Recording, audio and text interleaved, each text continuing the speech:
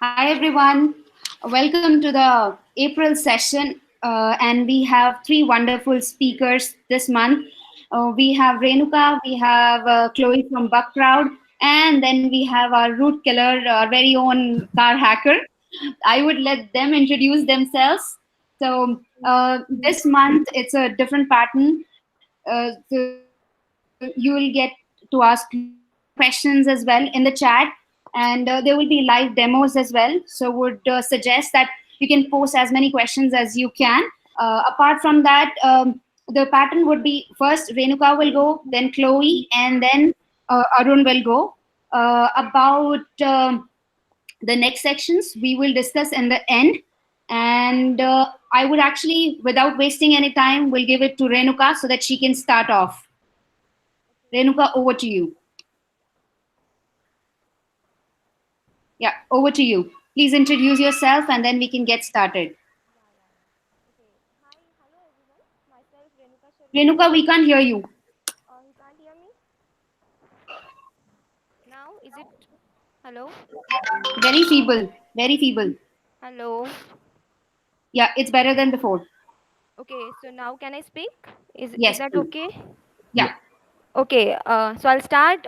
Myself Renuka Sharma. I'm working in Security 7. So I'm gonna talk about API penetration testing today. So I'll start with my slides. Can I share it now, Vandana? Okay. Sure. Yeah, I'll do it.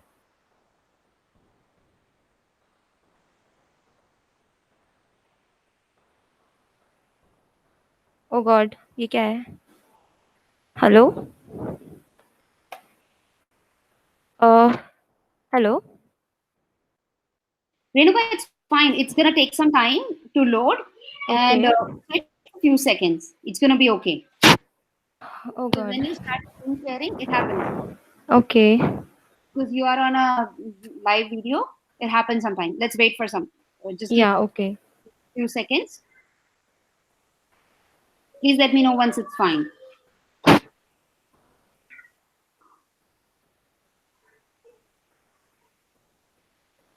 Can you stop it, and can you stop the screen share and again?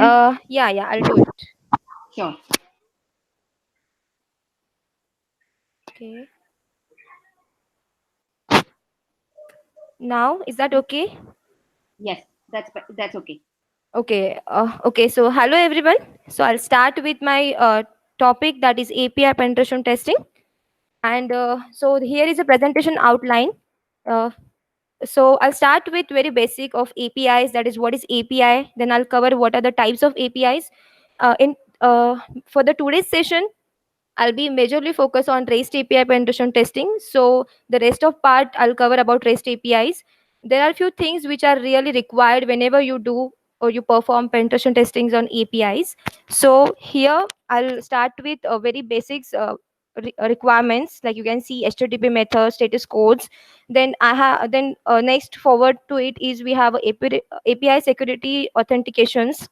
Then moving forward, I'll explain the structure of APIs and the tools and the methodologies which we need to use for the API penetration testings, and followed by then we have attacks. So let's start with APIs. So basically, APIs are nothing but the code. It's written by someone else, and you can use that code in your application.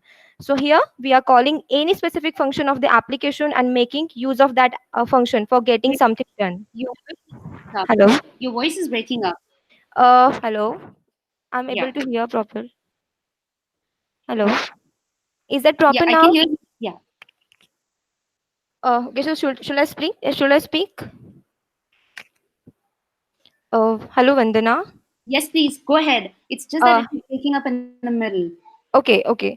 So, so API is basically a code written by someone else, and you can use that code in your application.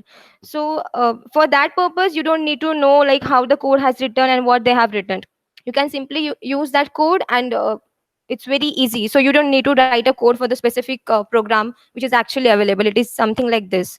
So talking about example, so suppose we have a xyz.com, and the application requires sign in function. as we already know, sign in is already available with Google. So what xyz.com will do, it will simply ask for the Google for getting the API of sign in. And when the xyz.com will ask Google for the specific thing, that Google will provide a API key, which is a very unique key, will be for that application. And once the application will get that API key, it is something like Google is giving a permission to the xyz.com to use that API. So the xyz.com don't need to do any code or any authorizations. It will just use that API code. Further, I'll move to the types of APIs. There are two types: the SOAP API and the REST API. So basically, SOAP API is a simple object access protocol, and the REST is a representational state transfer. So talking about SOAP is basically very complex in nature. So whenever you go and you see the format of SOAP APIs, sorry, so it contains a very huge or the bulky information like headers, then data. So it will be very complicated and it's very lengthy.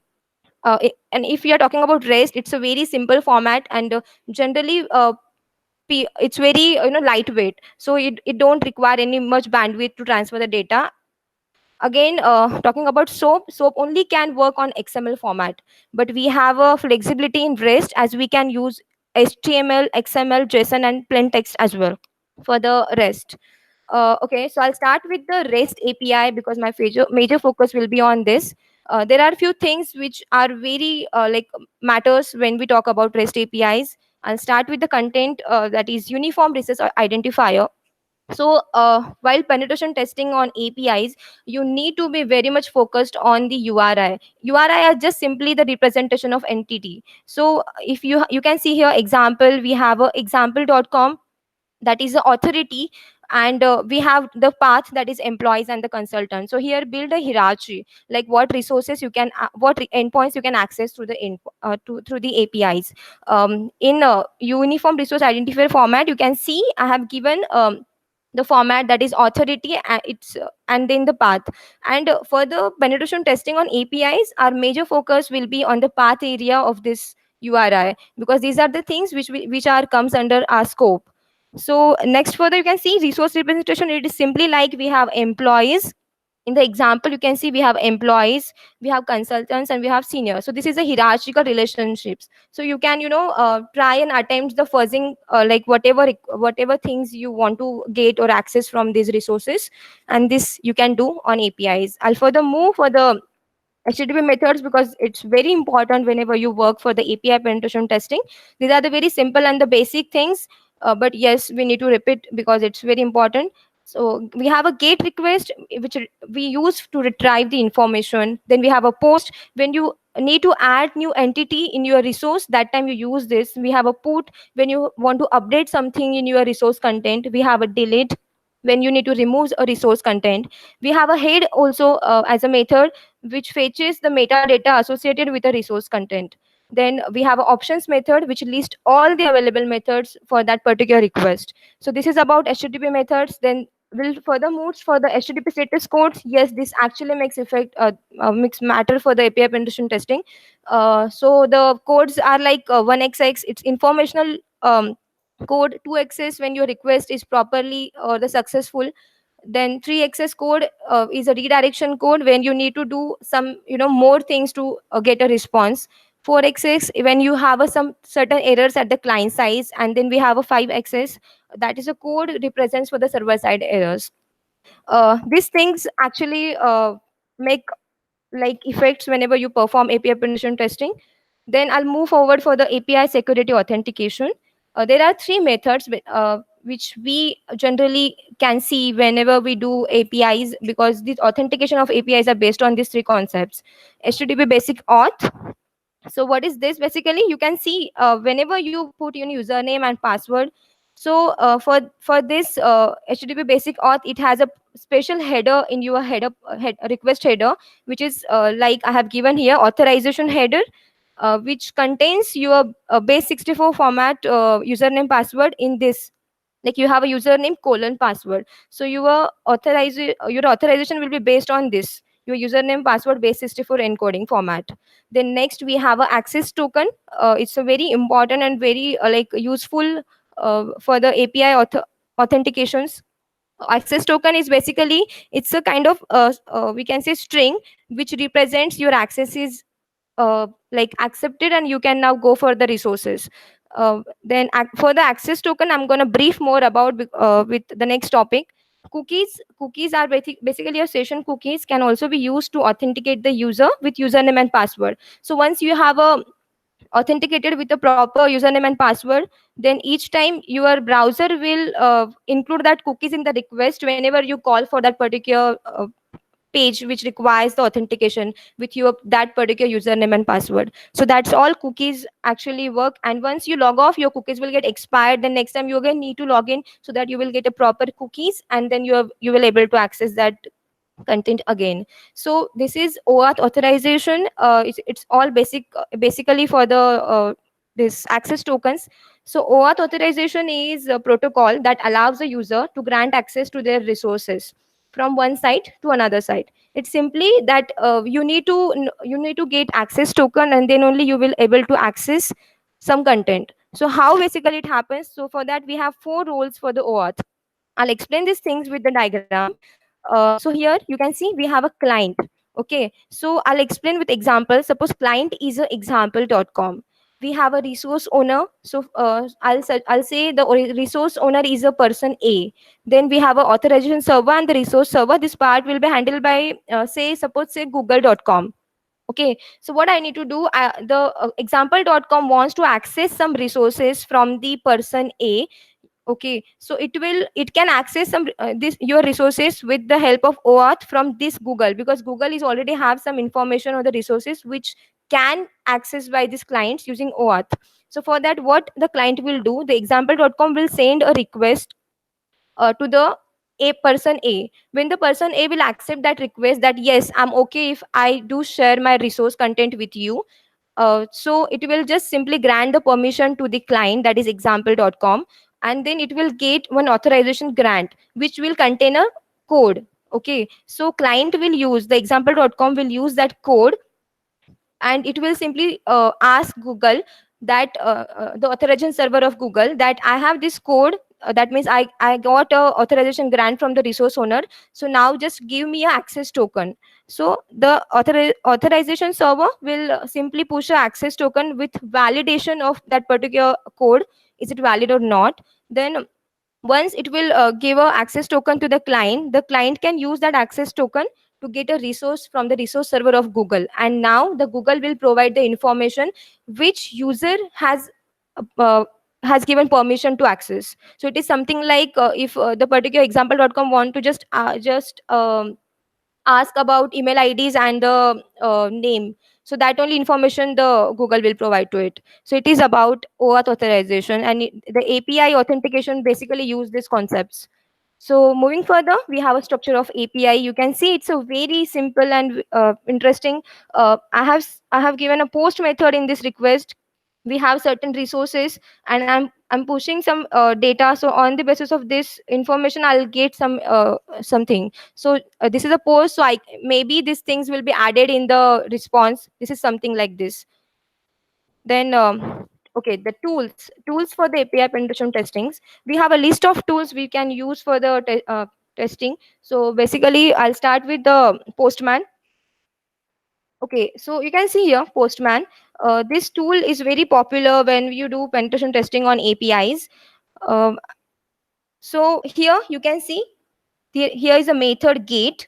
Okay, you have a URI which is a part of your scope. You're just putting that, and whenever you send the request, you will get a status code. That means you are getting the information.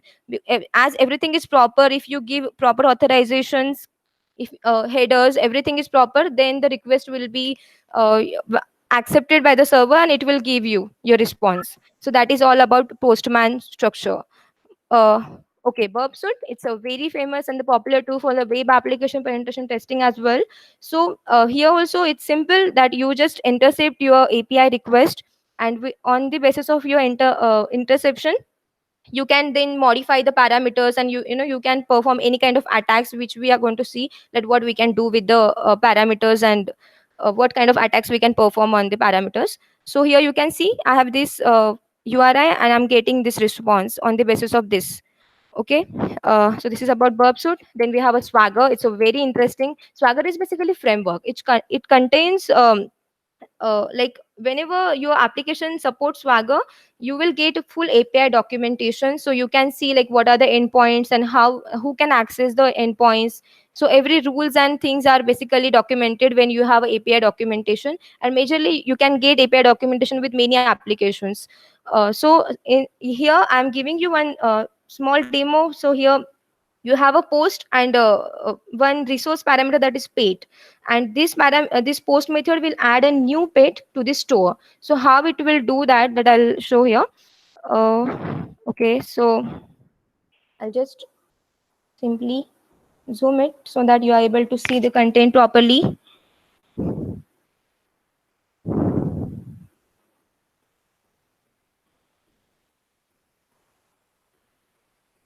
Okay, so here you can see the ID is basically 0, and the name is doggy. So what I'll do it with post method, I'll simply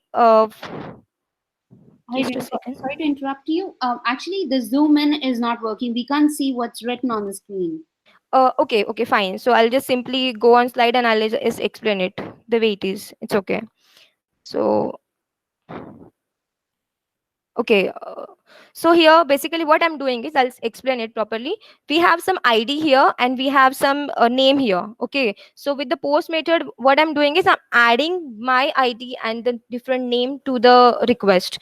And when you do it, when you execute the request, that time you will get a response like this: the new entry is added in the store. That means the new pet here we are adding in the store with this ID and with this name. So that works like this, the Swagger. Then next we have a REST client. REST client is a tool. This is basically a plugin you can use with your browser. So here also the same with the HTTP request. You have a method, then you have your URL, and just simply you can add some headers, and then just send a request. You will get your response here, and you can see API's response are basically in the JSON format. So they are very easy to understand. Further, we have a methodology to test APIs. So these are the methodologies which are simply you should follow, like whenever you do penetration testing on APIs. So this is something like you should enumerate all the endpoints. So we'll see here that enumeration endpoints is nothing but if you have a documentation with you of your API structure, that is great. That you can see that what are the endpoints available with that particular API. So you can simply like try fuzzing and try accessing the resources which are now not accessible to you. Then the certain attacks you can attempt on that. But what if you don't have API documentation? Then you need to guess. Then you need to see what exactly the resource contains, how it can be, and then on the basis of that you have to think about what kind of attacks you can perform on that API endpoints. Then you should try different request methods whenever you do this, because it is possible that sometimes some URL which is working on gate can work with post parameters. So you can modify in that API content, API resource content. For that yes, so you should try for the different request methods. Then exploiting endpoints with the knowledge of endpoints methods, and we can go with findings bugs on APIs. So for that we have a different kind of attacks which we can perform on APIs. I'll explain these attacks. So enumeration, it's a very basic attack.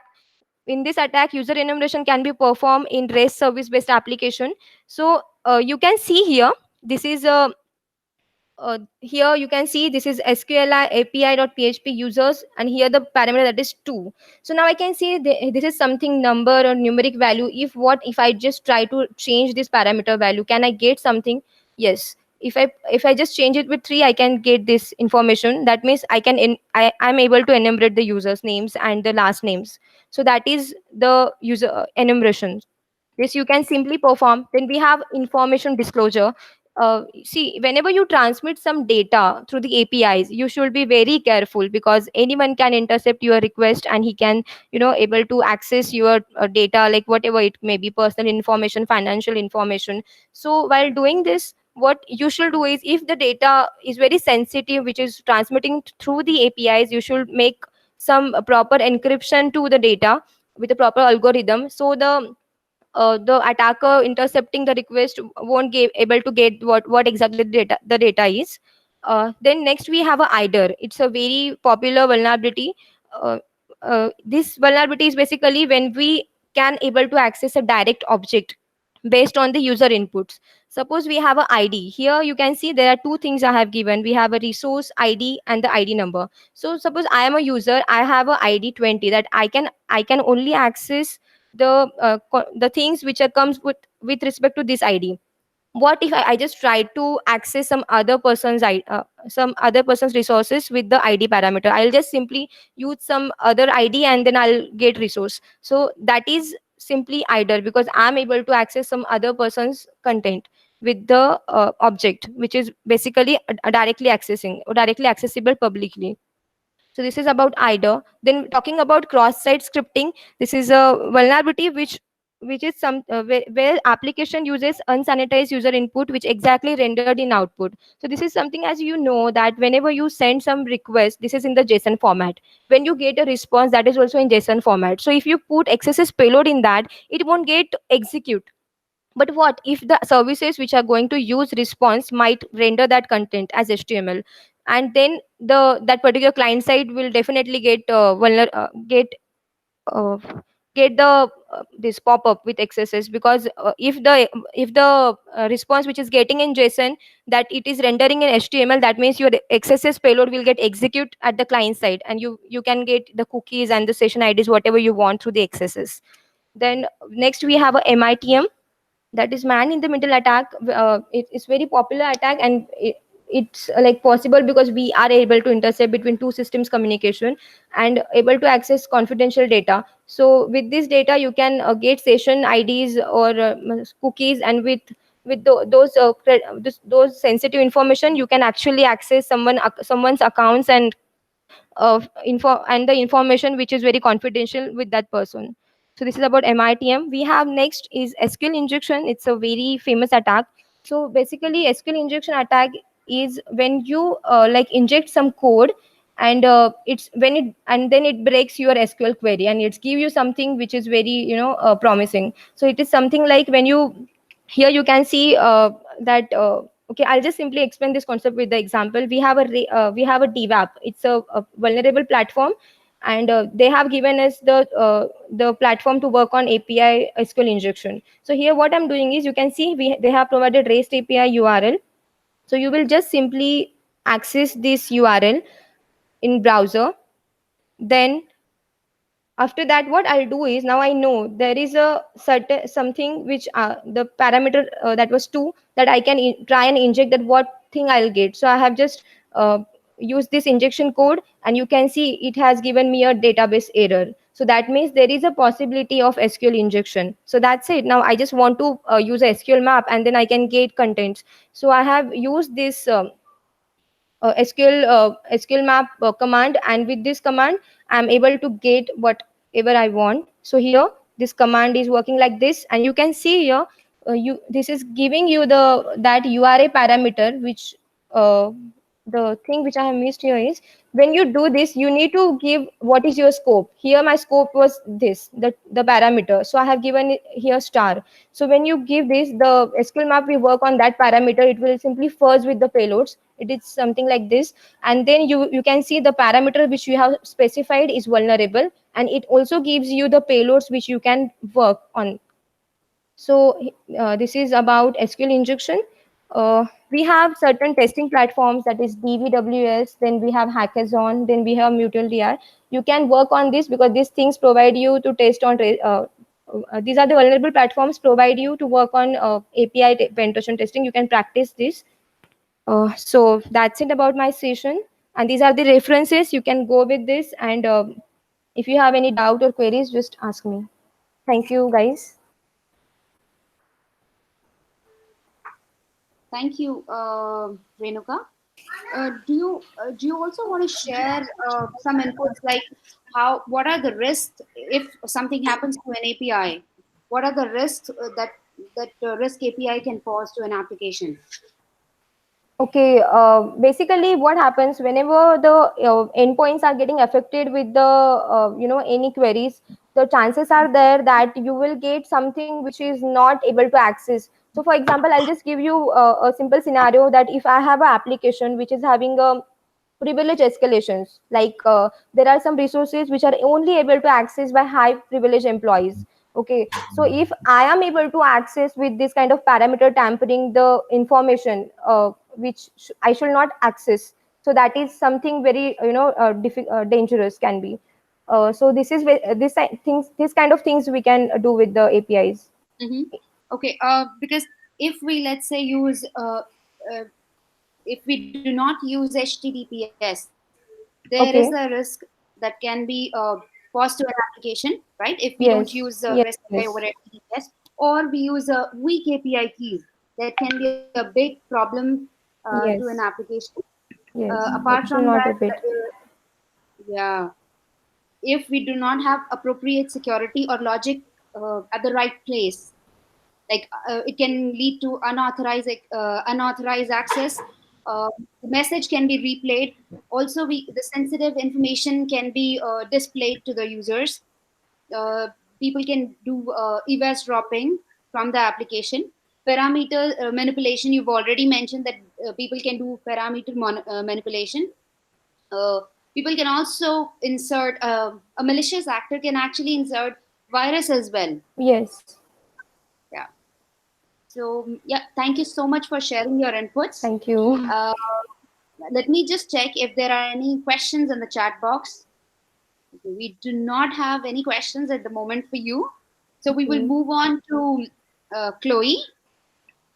Chloe, Hi, everyone. Good morning, good evening, and good afternoon, depending where you are located. And I'm happy to be here with some fabulous people here. And I'm about to start. I'm going to turn off my camera while I do the slides, but I'll turn it back on to say hello again. But yeah, so bear with me 1 minute. I'm going to pull up the slides. absolutely. So one more important thing, we would want you to introduce yourself and then start Gotcha. with the slides so that people get to know about you. Right. All right. So I'll tell you a little bit. Can everyone see my screen? See Yeah. my lovely slides?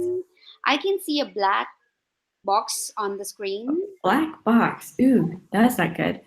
First, see your slide and then it went off. All right. Yes. Well, I'll just do it this way. That's weird. Okay. So, hi everyone. My name is Chloe Mistagi, and we're going to talk a little bit about how to fix a diversity gap in cybersecurity. I have a lovely slide just about me. So, I have an MS in political research from the University of Edinburgh. I'm also a security researcher advocate and PM at BugCrowd. I am a big supporter of Disclose.io. If there is any hackers or coming to hack, really check out Disclose.io. There's two parts. One is the core terms of basically the language, the legal language, so you don't get in trouble. And also you know what the companies and if they're supporting safe harbor. There's a second part to that, which is the list. And the list is all the companies basically saying that I will not prosecute you. And at the same time gives you like measures of what you can actually do, what you cannot do, what kind of rewards, who do you connect with if you want to report a vulnerability, or if you want to do some bug bounty. So I like to use that list to know that these companies are going to be probably the best ones for me. I am a board member for 4 nonprofits. They usually are around kids, mostly girls, and to bring equality and equal access to education and healthcare. I am one of the founders of WIST, which is Women in Security and Technology. However, we recently changed our name to WOSEC, which is Women in Security. I do head the SF chapter. In my free time, I do mentor underrepresented in InfoSec. I have about 50 mentors now, mentees, to try to keep them in InfoSec or get them into InfoSec. in my spare time, I tend to also do some speaking on diversity and inclusion in InfoSec, like right now. I am also a security researcher, rights activist, meaning I believe in safe harbor. I believe in ethical hacking completely. I'm also a Drop Labels founder. It's a nonprofit, and a parent to Sherlock, which you see right there on the side, and wearing the diaper, and she's very not happy in that photo, but she's passed out sleeping. So if you hear her in the background, she's just letting me know she wants attention. So today's agenda, we're going to go into some background, some statistics, a little bit about our brains and how we label. We're going to possibly not do an activity because we are all virtual right now. However, it's an activity that you could take home with you, or you're already at home. So take it to your office, take it with your friends and family, and try it out. I'll share some stories, and then I'll give you some solutions on how to fix the gap solutions. All right, so some diversity statistics. So women make up about 11% of InfoSec. Minorities, it's less than 12% in InfoSec.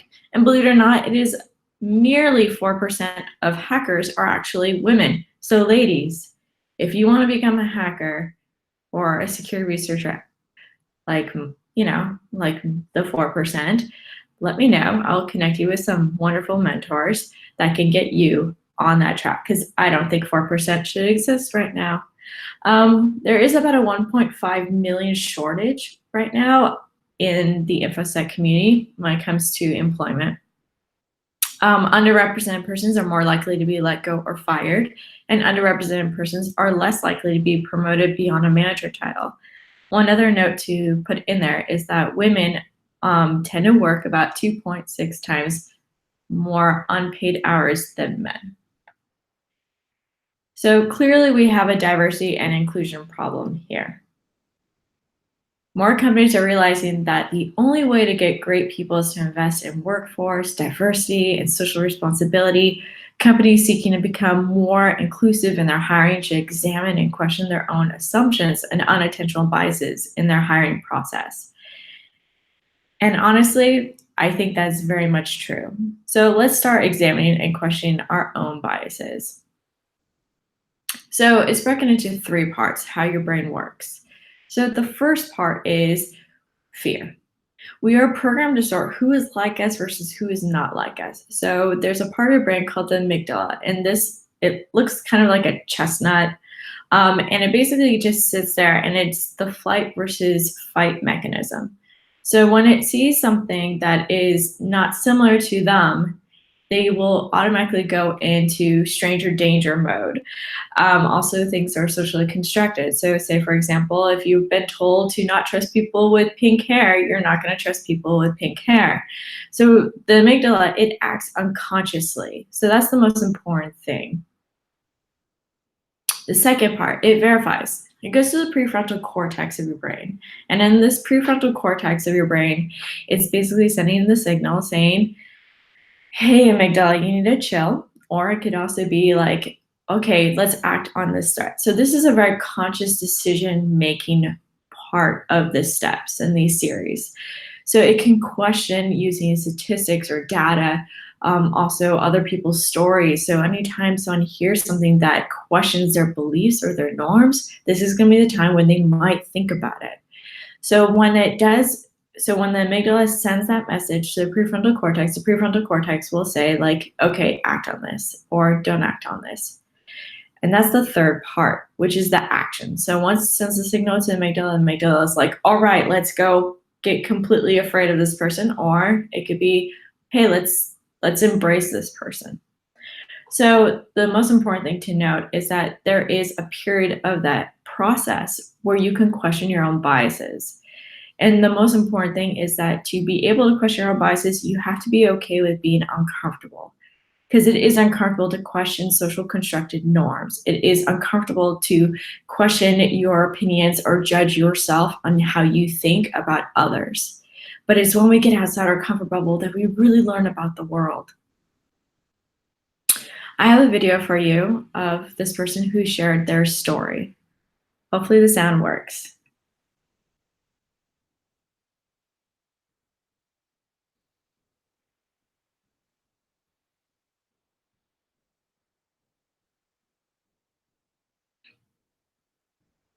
We can't hear you. We can't hear this, Chloe. No? Okay, hold on. Let me take out my ear pods then. That'll do the trick. 1 second. Let's start from the beginning. Can you hear it now? Yes. I feel labels keep our society divided. A label that I've always felt held me back, or at least sometimes would bring me down, is because I'm an African American, I'm some kind of criminal. They see me as African American male, and they instantly get nervous. Their wife would clutch their purse or their husband's arm a little more. They don't make it a point to be discreet while they're staring at my every move, not knowing that I'm on my way to class because I'm about to finish my master's, not knowing I already have a bachelor's degree. Join me and many others in the Drop Labels campaign by posting your experiences with labels at droplabels.org. All right. So this is usually the part where if I'm with a bunch of people in an audience, I usually do an activity. And the activity is basically have one person partner up with someone they've never seen or they have seen but never talked to. So the most important thing is for this activity to work, you have to work with a stranger. Just a quick question. Can everyone still hear me? Yes, we can hear you. Okay, great. Okay. So in this activity, you have two people. You say partner A and partner B. Partner A talks for 5 minutes straight. So 5 minutes straight, they're supposed to talk about anything at all with this stranger. And person B is supposed to listen and to catch themselves when they are thinking about the person or judging in that moment, or also thinking of how to respond. So the whole thing is that we've been really much trained in school to always respond and to always act when someone's telling us something, that we always reshare that in a sense and be like, yeah, I agree with you, but this and that. The thing is, during this activity, you don't have that option. So the person B has to be completely quiet. They have to listen. They can nod, but they cannot say anything. And after 5 minutes, then they switch. However, when they switch, person B, when they're talking, they can't reuse the material that person A had shared. So usually about 3 minutes, 3.5 minute point of the 5 minute activity for each person is when they start diving into their personal life. And this is the part where people start realizing we're a lot more connected and start questioning their own biases about each other. It's a really cool activity. It's very awkward too, for either if you're an introvert or an extrovert. The whole thing is that it questions your norms, and I highly recommend doing this activity when you have a chance to. So let's dive into some stories. Now, like I said earlier, is that a lot of socially constructed ideas tend to hold us back from really understanding each other or connecting with each other. And we see each other as threats because they're different, or that he or she is different from me or whatnot. So stories are very critical to challenge that, because when we hear stories like you heard earlier on the Drop Labels video, the slide before the activity time, you would have noticed that during that time, this guy was sharing his personal story. And at that time, maybe when you are walking down the street, you won't clutch your bag a little bit tighter, or you'll catch yourself in the act doing that, because your prefrontal cortex now has this story that questions the amygdala's belief of this is a threat. So these stories I've collected. So every time after I give a talk, I ask the crowd if they are willing to share their personal stories. So they'll DM me on Twitter, and I will learn from them about their personal struggle, their own story about working in InfoSec. And then I use that for my next conference. So the stories here, the names have been changed. It's completely anonymous. I'm going to first start with Rebecca. Rebecca is a CISO, and as a CISO, she is not part of the board, believe it or not. And when she asked her boss, why isn't she part of the board, he turned around and said she's not technical enough. It should be something to point out is that she actually has a high degree, and it's in engineering itself, and no one on the board actually has a technical background, believe it or not, and yet she is still prevented from joining the board. Andrew is an African-American male, and he, in his office, he was standing around the kitchen, and they were discussing about having a hip hop party. And his colleagues, they're all white males, anywhere between the ages of 20 to 40. And in this room, they all discussed they want to have a hip hop party. And they're like, oh yeah, we can all do this. We could get cornrows, we can listen to rap music, hip hop music, baggy jeans with some chains around my neck. And he just sat there and in disbelief that this is happening. And the only problem is that he was the only African American in that company, and how could he speak up about it? So he felt very alone and isolated in that moment, and he didn't know who to turn to because HR was even participating in this conversation. Should also note that at the same company, they still don't practice MLK Day, which is Martin Luther King Day. And that was a huge problem for him too, because he felt like he was underappreciated and no one was noticing that he felt very isolated because he wasn't like them. Also, Crystal, she is a security manager. She's been a manager for 20 years and she's finally leaving. I can't say what company she works for, but I can say it is one of those things that happens to be, a phone maker and also an iPad maker and whatnot. You probably figured it out by now. The other person is Cleo. Cleo is a marketing manager, and she was discussing with her team, which were all males, that on the website design, there were some graphics. And in the graphics, it's a silhouettes of men and one woman that supposedly shows the executive board. Now, this woman, she was wearing high heels, a short skirt, and she was in this pose of where she was crossing her legs and her arms were just like at her side holding a notebook. Versus the men in the silhouettes, they were very expressive. Their arms were really out there and they looked like they were in these deep discussions and pointing at things as well. So much larger than life. But in reality, this woman was supposed to be a CISO, but in the image it made her look like she was some sort of assistant to a CISO. So she's explained that and shared that story, and what happened was that the team rolled their eyes at her and she just felt like no one's understanding this situation. My story, I came public besides SF a few months ago, and my story is basically I almost left InfoSec.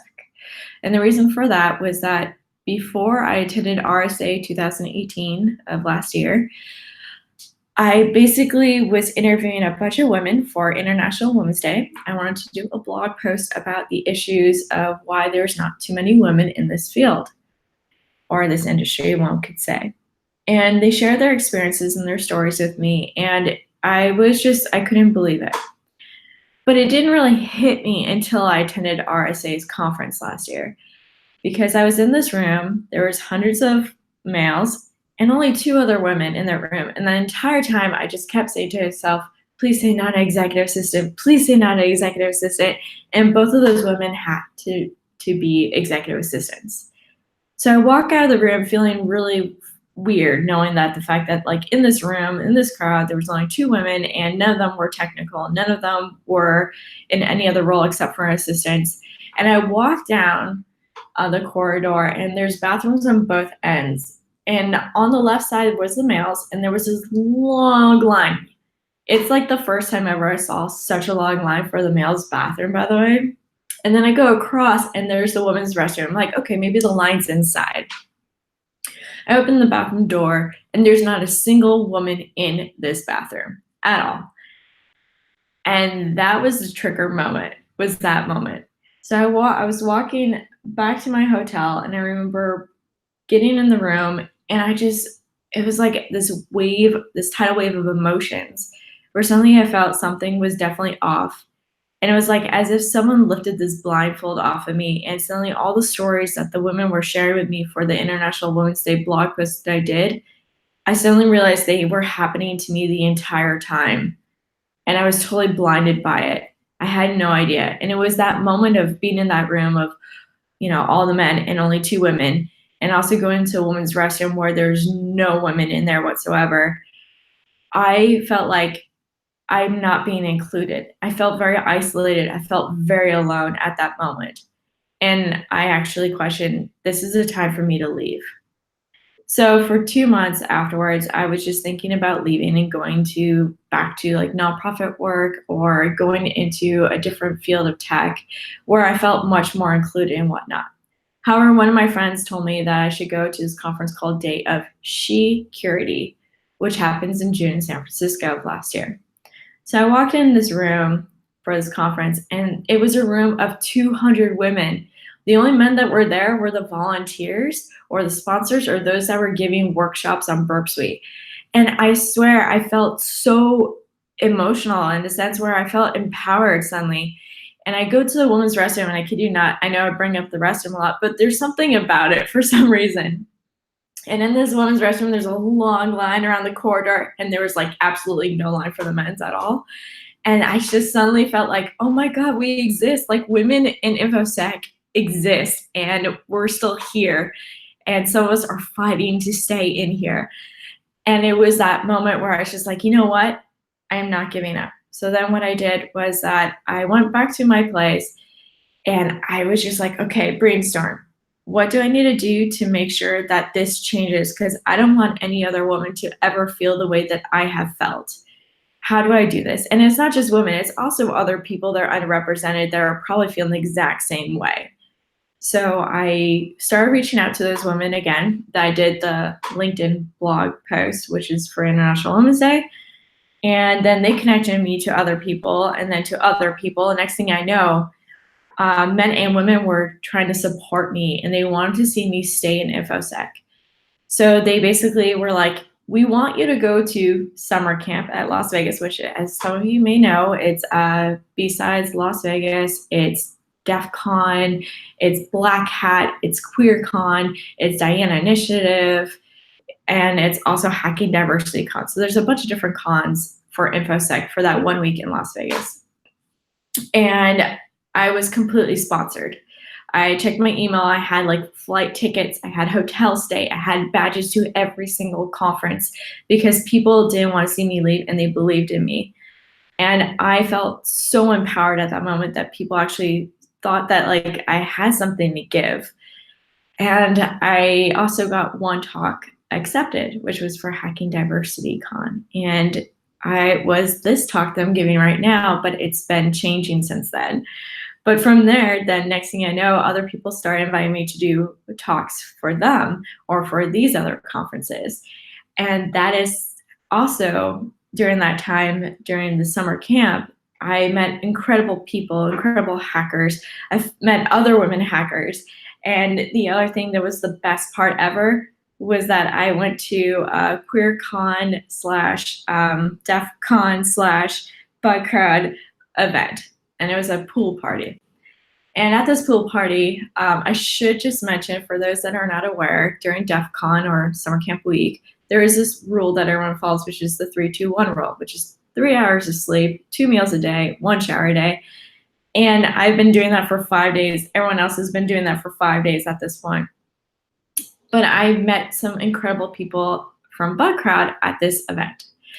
And I started talking with them, and I realized that like if I'm gonna go work somewhere, I wanna make sure they practice diversity and inclusion. And I was chatting with the women that work there, I was chatting with the men there, and they were all telling me about great things. So then next thing I know, I'm sitting in a pool at 1:30 in the morning with Casey, who happens to be the founder of Bug Crowd, and we talked for like 30 minutes on how we can work on diversity and inclusion in InfoSec and the issues there. And it was from that conversation and also other conversations that night that led me to actually getting a job with Bug Crowd. And they have been fantastic, and I feel welcome. I also started basically an organization called WOSEC, which is also used to be called WIST. And that was with Tanya Janka. She called me one day. She's like, hey, you want to help me try to get more women to stay in InfoSec? I'm like, yes, I'm on. She's like, let's create chapters. Let's get women together. And next thing I know, spearheading this incredible network of women that are just trying to help empower and encourage other women to stay with resources. And that is my story, is that since then, I have a great support network from Buckrat. I have a great support network with my mentors. I also have a great support network with WOSEC. And I couldn't be more happy and thrilled. And that is why I still do this talk, because I want women and any other underrepresented persons to feel like they're not alone. And if you do, reach out to me. I will connect you with people, or I will personally mentor you, because I feel like everyone should be in this field now. So what have we learned about stories? We know that it causes impacts. It changes our perspectives, our beliefs. It can also remove blindfolds. It can also bring awareness. But most importantly, it makes us uncomfortable. And once again, I want to reiterate that being uncomfortable is when we actually start learning about the world around us, where we start really realizing that, oh my God, we're not that different from each other. So how do we apply stories in cognitive science to solve the gap? Well, one, you could start volunteering. Start early, promote InfoSec. You can go to your company, or you can go in your own community and get people together where you're like, I want to make a difference. So go out and volunteering, because that's when you start realizing different things. You learn new things, but at the same time, we need to empower more people to come into this industry. So volunteering is one of those stepping stones of doing so. But it also is a time for us to work together in our small community of InfoSec, to work with each other, mentor each other, to outreach with each other, and try to make a difference right now. Because most importantly, when you do, you can actually change someone's life. And let's do this. Can everyone hear that first? Yes, Chloe. Yes, we can hear. Cybersecurity is more than coding and tech. It's a passion and career full of success. There's a team that can help clean up any mess. They live to serve, and they serve to protect. They use their passion and hard work to make differences. They don't just push keys and computers and show up to 2 or 3 conferences. They protect your phones, tablets, and iPads. They help prevent virus pop-up ads. They protect valuable information across the cities and states and nations. They make connections by networking and stop hackers that are lurking. They have good hackers and bad hackers. They install malware. They have trackers to keep you and your information safe. They have backup plans for their backup plans just in case. They don't like to brag, because who knows? You may be better than they ever were. # create new heroes.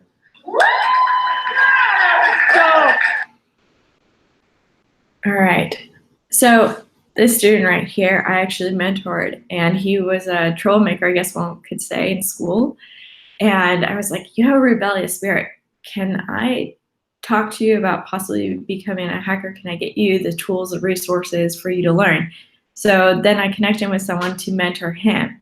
And now he's hacking, which is fantastic, because he found something he's passionate, he's curious about, and he's also want to do it in an ethical way at the same time.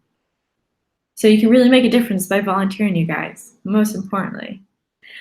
Networking. So like I said, networking is very important, because even if you feel isolated in your office, there's still this support network around you. So then you're able to still achieve what you need to do, feel empowered, and to break through certain barriers that you may end up in. So it's very important to form support groups in and out of the office, also to connect with support groups as well. But most importantly, the one thing I always have heard from stories from underrepresented persons is that if they speak up about a situation where they have been discriminated, or they have faced harassment, or they're anything possibly that's negative, and when they speak alone, they end up getting fired or let go within a week or 2. It's very important to speak up together. So have a group of people with one other individual with you, or 2 or more, because then you have more of a power, you have more of a say, and people will take you more seriously and will do some action on it. So never do this alone. And if you need any support at all, like I said, you can always DM me on Twitter, and I can help you get the resources that you need. Conferences. Attend conferences that empower underrepresented persons. That means if you see that list of conferences, you want to make sure that underrepresented persons are being represented on there. Also, push for a diverse CFP review board, so call for participation. You could do that, or you could do blind review. Either way, these are definitely ways of how to go about it. It's very important to keep showing, once again, that there are all different people in InfoSec in this community, so no one feels alone and isolated. Because if I went to a conference and there's no women speaking, I'm going to feel very uncomfortable. I'm going to feel like I'm not being represented in my gender, and I'm going to feel isolated once again. So we need to change that. But most importantly, I just want to have this big takeaway. Change starts with you and me. As we have gone over, biases exist. And that's what's preventing us from becoming connected. It's preventing us from growing together as an InfoSec community. So it's very important for us to work together. I'm going to open this up now for questions. Does anyone have any questions right now? Let me check. Thank you so much for the session, Chloe. Let me check the chat box Okay. if there are any questions for you. Sure. Okay. So Andy said, awesome, Chloe. Then Nisha said, you guys are doing great job. Now, I have a I'm question. sorry, you're breaking up. Go for it. All right. So I have a question and want to know that can we help these women getting into the conferences, which mean that helping them out with the abstract, any idea, if they have an idea and they want to speak. I'm sure that there are a lot of women out there who wants to speak, but they're scared. Yeah. Ladies, one thing to note is that just like job applications or whatnot, we want to make sure we're 110% qualified, right, before we submit anything, versus for men, it could be anywhere from like 40 to 60% like qualified. So don't overthink. Honestly, there's been many times where I submit a CFP and I'm just like, I have an idea, I'm going to just do it. And if they accept it, then I'll come up with something. That is very common, by the way, believe it or not. So if you are wanting to speak or whatnot, just send me a CFP draft. I look over ladies' CFP drafts like a few times a week. People will message me saying, hey, can you look over this? I am more than welcome to doing that. I love to give feedback and I want to see more and more women presenting. So anything that I can do, I will do for you guys.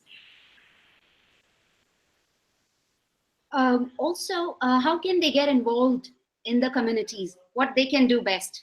Okay, so two things. One, if you don't have a WOSEC chapter near you and you're interested in creating a WOSEC and partnering with other people to do it, let me know. We're always looking for chapters. We have chapters all over the world, but it's such a huge land. So we're gonna need chapters from everyone. So if you want to create a community in your own town or your own space, let me know. More than happy to connect you. The other thing to get involved with, ladies, if you want to be a pen tester or you want to have more of that technical stance, honestly, do bug bounty. There's not that many women that do bug bounty, and that's unfortunate because that is how you actually learn skills, not just through CTFs, but also bug bounty gives you that option of learning new skills, learning from each other, but also you get paid, believe it or not, which is fantastic. And if you're looking for resources of how to even get started, what is bug bounty or whatnot, honestly, go check out Bug Crowd University. It has great material that Jason Haddix has created for everyone. Now, most importantly, I think earlier someone mentioned about Burp Suite being something very important. Burp Suite is the tool to use. So knowing the ins and outs of how Burp Suite works is very important. And that is also, Bug Crowd University does touch on that as well. So if you are interested also in a mentor, connect with me and I'll connect with you with a Bug Crowd ambassador if you want to learn about bug bounty or you want to get into that field. More than happy to connect you with anyone. Okay. Any other questions? Yes, yes. Okay. We've talked about bug bounty, how to get started with that. That's important because we've been hearing it everywhere. When we say security, people say bug bounty, bug bounty, bug bounty. But how to get started with that? Because that's very important to know. Let's say if there's a platform that you need to register or any particular skill that you need to have or you need to mentor, all those things. You can just give a brief. Okay. Let's do, on top of my head, let's do a series of events that you will have to do. Step 1, create a Bug Crowd account for security researcher. So create an account. It doesn't take too long, just do it. You're gonna need a create account to be able to do bug bounty. Part 2, check out Bug Crowd University. Watch all the materials, study all the materials, learn them. Step 3, contact Chloe on Twitter, which is at Chloe Mistagi. It's also been tweeted, I think, earlier today. Connect to me. I will connect you with a fantastic bug bounty person who will mentor you to get you where you need to go. Step 4, start doing it. Believe it or not, it takes months to get like your first P4 or P3, so your higher priority, because how it works is that the higher the priority, so P1 is the highest, P5 is the lowest, the higher you are on there, the more you get paid. So you want to try to get up that way so you can get more of the income for yourself. But it's cool because you get to practice, you get to learn how to do pen testing to a certain extent, but also get paid. But most importantly, when you start applying for jobs as a pen tester, now you have the experience.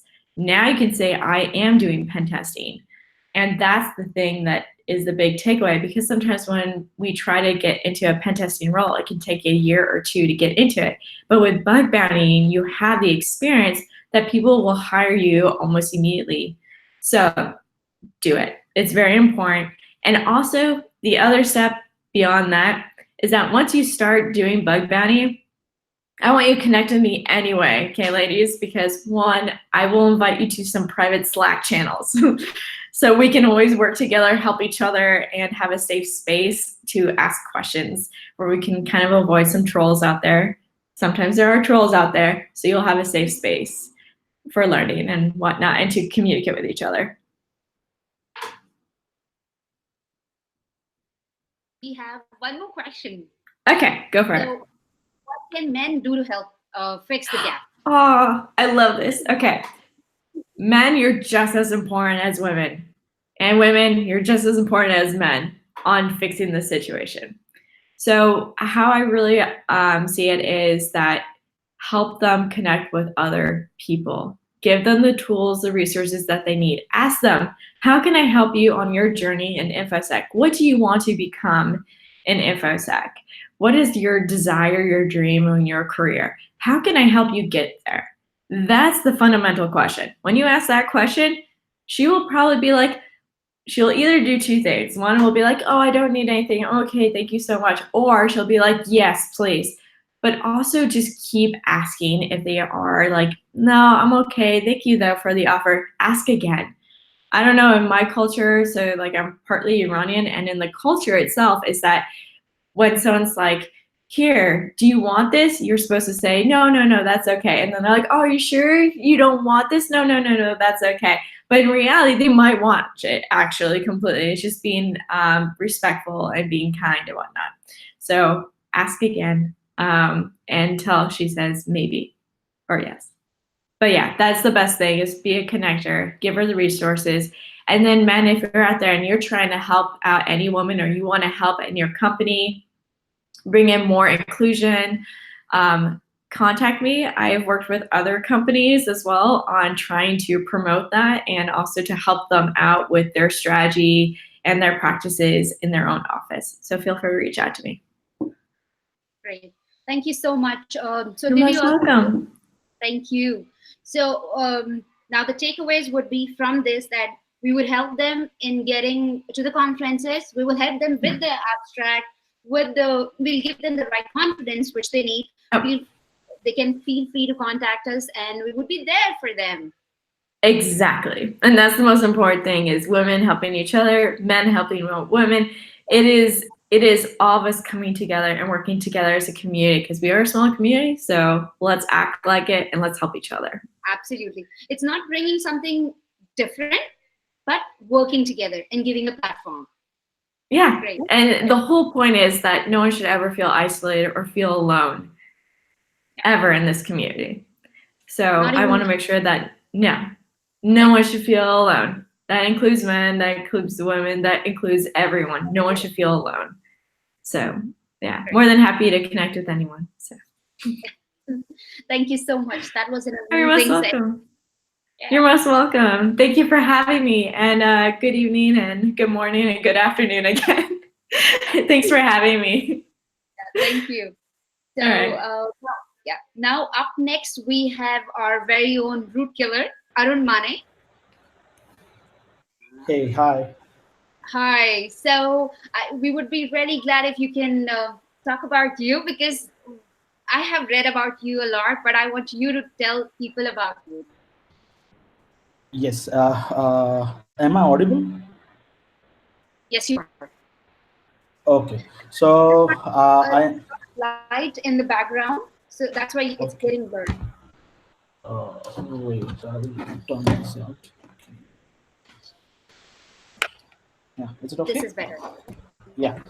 Better. So I'm Arun Mane, and I'm founder and director of Amanasek. I just started my own company, and I'm a researcher as well in different sectors. I do a lot research in industrial control systems, vehicles, and IoT. I take care of entire, I test entire ecosystem of three verticals. So I'm so excited. So let's start our uh, presentation. So let me connect.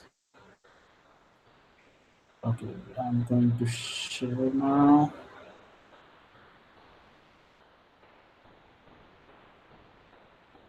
Okay, so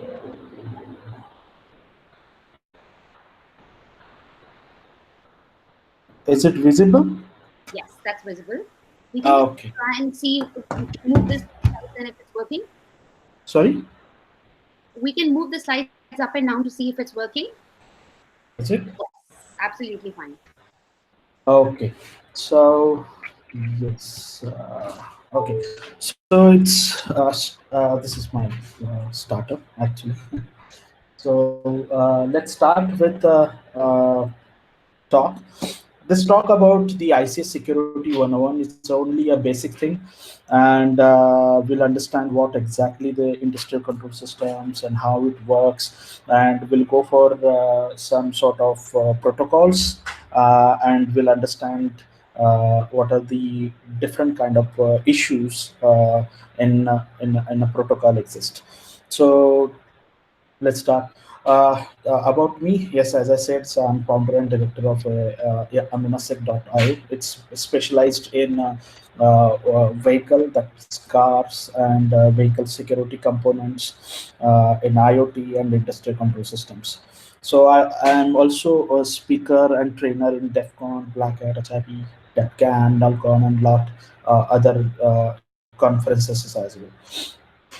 So today's agenda is what exactly the industrial control systems, why the industrial control systems need security actually, and what are the existing challenges while conducting these kind of assessment, security assessment in the industrial control systems, and what are those attack vectors we can, once we have access to industrial control systems, and how we can do these kind of pen testing, and what are the available simulators in public, like open source, and what are the attacking tools, and we'll go for demo. So for demo we have to on a simulation and real time, but there is some kind of challenge in real time. I will let you know while presentation. So what is ICS? ICS is industrial control system. It generally consists of a lot of components. Like on the side, you can see these, the photo where it includes SCADA, DCS, distributed control systems, PLCs, HMIs. So all together comes in a picture. They call it as ICS. So ICS is a main uh, backbone for every nation. So it comes in different sectors, like you can say oil and refinery companies, nuclear plants, and everywhere. So that's what the ICS nowadays is so important for security aspect. So, what are the jargons? First, we should understand what exactly the SCADA, HMI, and PLC and RTUs. Then we will go further that what can be a possible, what are the methods we can apply to do security audit or other penetration testing of industrial control systems. The so SCADA is nothing but supervisory control and data acquisitions in industrial control systems. So what exactly it's connect with all PLCs, DCS components, and RTUs. They connect with each other, and they takes the SCADA actually takes the input from the those devices and put it into graphical manner. So field engineer and other programmers, they can understand what's going on in on the plant or other any substation or station, where they can control very well, they can access like SIM tool. So in IT security, what we have a SIM tool which takes the input from other network components, rather you can say the Windows systems, other boxes, collect the logs and put it in a different way, whether we can understand what's going on in the network, whether it is something happening or other any malicious activities going on in the network. So it's like the same thing but in a different perspective. And then HMI is a human machine interface. It is comes with a different flavor. It's like a hardware based and web application based, that means software. So in hardware, it comes usually comes with the hardware PLCs, which has a small screen in that case, or rather you can say the web application attached with a rather they have web application service running in the embedded system, and and that particularly shows the status of the PLC, or rather the status of the input IO inputs of IO of the PLCs. So that thing through that iOS, rather HMI, you can say the field engineer can control the PLC as well. Then RTU, it's a remote terminal unit, especially connects to the sensors, and that sensor sends the signal and convert it in digital and send it to across the PLC or other RTU or other SCADA, depends on the architecture. So specifically, it's a remote terminal unit. That means it have to have the telemetric hardware. That means it can talk over 2G or 3G or 4G devices or other, any kind of wireless technology. So this is how the RTU system. In ICS, it's nothing but PLC. In PLC, it's like it seems like a RTU, but it has more advanced than other traditional devices. Like it can be configured through IEC 61131-3 programming language. That means, let's say you have the subsystems or system which you need to update something. You need to come up with the other process. So in that case, the manufacturer or the end client buys the devices from the manufacturer OEM and they start programming. So in that case, they need to program remotely or other, you can say, on a testing bed. So they have something kind of programming language, like we have for programming like Python scripts, C, C++. In ICS, they call it as a ladder logic programming. So same, the major difference between the ICS and PLC is like PLC don't have capability of telematic unit, but they can connect with the modems, 3G and 4G modems or other 2G modems. But the RTU comes with telematic unit. So only the big difference between the ICS and PLC. So here you can see this is the first is our ABB. It shows ABB. So so it's kind of maybe it's kind of the ABB product, but it looks this one is a SCADA actually.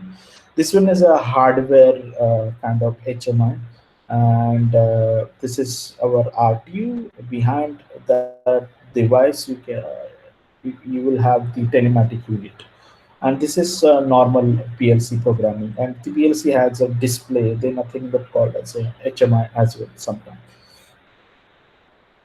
What's the typical architecture of ICs, industrial control system? So we have SCADA, we have SCADA RTU and sensors, and it communicates over the communication protocol. So let's say sensors and actuators, they are communicate with RTU, and that RTUs communicate with the master over the communication protocol. It may be Ethernet, it may be a wireless, but with a different protocols like Modbus, DNP3, IC 61850, or rather you can say Profinet, Profibus, or different kind of protocols are in the industries as of now. Some are open source, some are proprietary as per the PLCs. So basically, it comes with master and slave kind of communication. But this is how the you can see typical ISIS network in the ISIS network. And if you go in the different way, it's nothing but field instrument. It's a smart device. It sends some data and send it across the RTU or other PLC, and that sensor, that RTPLC sends the data from the instrument, field instrument, and convert into digital format and send it across the SCADA master. So in that case, like it sends through a digital value or through it would be it always be a digital, but through over the network, or other you can say the wireless network. So there are different kind of communication protocols like Modbus, DNP3, Profibus, and BACnet, and ton of.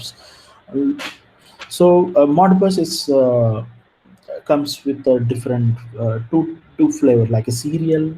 Serial means we are talking about RS232 or other RS485 protocol. TCP is our the TCP IP we are talking about. The the process, the Modbus protocol is comes in a process and meter reading or other stuff as well. So mainly focused on the process communication, and DNP3 is mainly used in automation, power systems, electric energy. You'll find those kind of protocols. It's depend on the sector. Profibus, again, it's a process-based protocol. It's like a Modbus. And BACnet, mainly comes in building automation. We call it as a BMS, Building Management Systems. So in that case, BACnet they use. So there are different kind of protocols in the market. So now today we are going to talk about the Modbus, which is again comes in two flavor, as I said, like the serial as well as the TCP/IP, and this is what originally developed by, or rather you can say published by the Modicon. Now it's a Schneider Electric. So they published in 1979 to use to program PLC, and then after that it comes in industrial application. It's used for industrial application, but it's published in 1979, and now it's nowadays it's a royalty free. So you can take that the Modbus stack, and you can modify as per the requirement or the standard in that case. So it becomes one of the standard protocol in industrial communication. So if you compare with the entire ICS, you will find 40 to 50% you will see the Modbus communication in the industry. They use Modbus communication in industry. So this is kind of a master and slave technology. So over the serial communication, or other you can say over the TCP/IP communication, the master sends the data, that particularly puts the data from the slave or a different kind of communication like TCP or other serial communications. So working strategy, as I say, it's a master slave protocol, and master must regularly pull slaves to get information, and it supports up to 247 slaves per master, and it works on 8-bit long addresses. So and the security issues, So security aspect, you can see it's a clear text protocol. There is no authentication. That means you can sniff entire communication if you are in a ICS environment.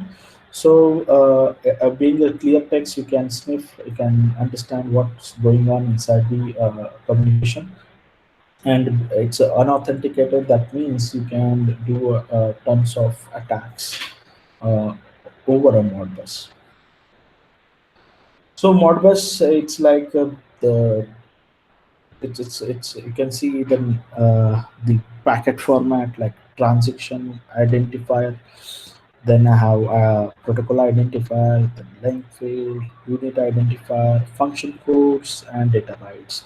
So over here it's the product protocol identifier. It's always be zero for the TCP/IP. So through this, you can understand whether it is TCP/IP or other serial protocol.